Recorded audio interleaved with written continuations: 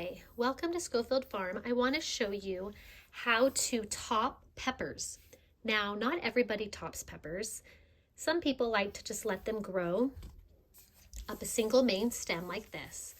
Other people like to pinch off the top somewhere where there are two elbows that have something growing out of them. If you look closely here, you'll see some side leaves right here, right there, right there, right there, even up here, growing out of the elbows. If you pinch the top, it can force these other leaves to grow separate stems and make the plant bushier. And some people believe that it makes the plant produce more fruit. Regardless if it produces more fruit or not, which I think it has for me, I like the bushier, sturdier plants. It helps with the wind. They shade each other better. It's just my preference. So let me show you how I do it. This is a serrano. Serranos can get very tall. Serranos also have tons of side stems. So I think I could pinch right here. Oops, I'm not showing you. I could pinch right here, or I could pinch even lower right there. I think I'm going to pinch right here. Just pinch off. I could use a clippers, a scissors, or my finger. Oh, it's not focusing for you.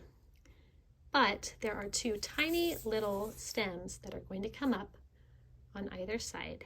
And I'm going to go ahead and do that to my other peppers, leaving these tops behind. If you don't feel comfortable, totally don't do it. But it's something that I have done and has worked well for me, but I do not say that it's going to work well for everybody. It is my most popular reel on Instagram and also the reel that has got the most kickback from people. So you have to decide what is best for you. A great idea is to even do an experiment. Now this is another serrano. Serranos, as I said, have a lot of side shoots. See all of those? I mean, even in the very bottom, even there, lots of side ones. So they have no problem. In fact, I'm going to do this one lower, I think. No problem growing. See that? It's going to grow all sorts of side shoots. It's going to be fine. But I'm giving it time long before I plant it to work on both roots and to work on side shoots. It's super simple. That's all you do.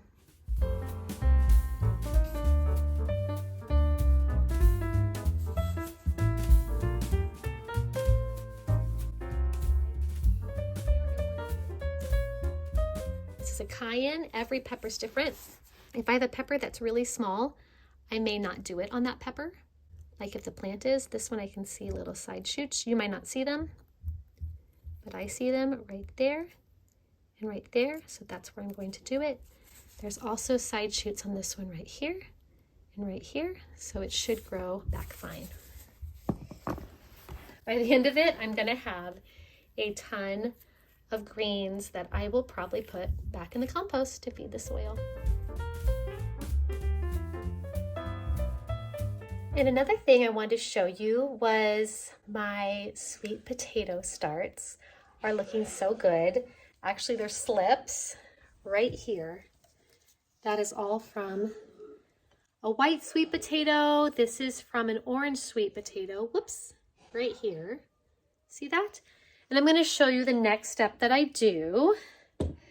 I am going to take, if you look under here, I'm going to just pop off that little slip like so. See that? I'm going to stick it in the water. And I'm going to stick a bunch in there, and then they will grow roots. And after they grow roots, and we're long past frost, like I want nice, warm, average lows, at least in the mid-50s, then I'll plant them out in the garden and let them do their thing until late fall is when I dig them up. I mean, I usually dig them up one of the very last things of anything that is frost tender. Okay, so sweet potato. These are slips. Each one is connected to the top. going to just take one at a time off and put it in the cup. Let me see. There's so many, and I think it's going to produce even more. And I wanted to grow a lot of sweet potatoes, and both of these I kept from my own harvest, which is super fun. Last year I did the same thing, except I grew some from a friend's slips and then from saving my own harvest. So I'm going to show you something else cool I do with them too that I liked that I did last year.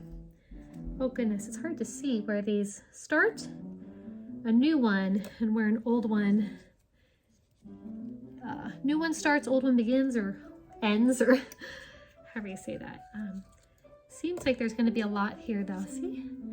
See that, and it will develop its own roots. So this will be really cool. All right, let me show you this thing. And I'm going to leave them in the water so they can develop more. And because I took these off, the other ones I think will develop even faster. Okay, this one, oh my gosh, that one's so little. It's literally just gonna fall into nothingness. Okay, let me figure this out. I'm like propping them up between other ones.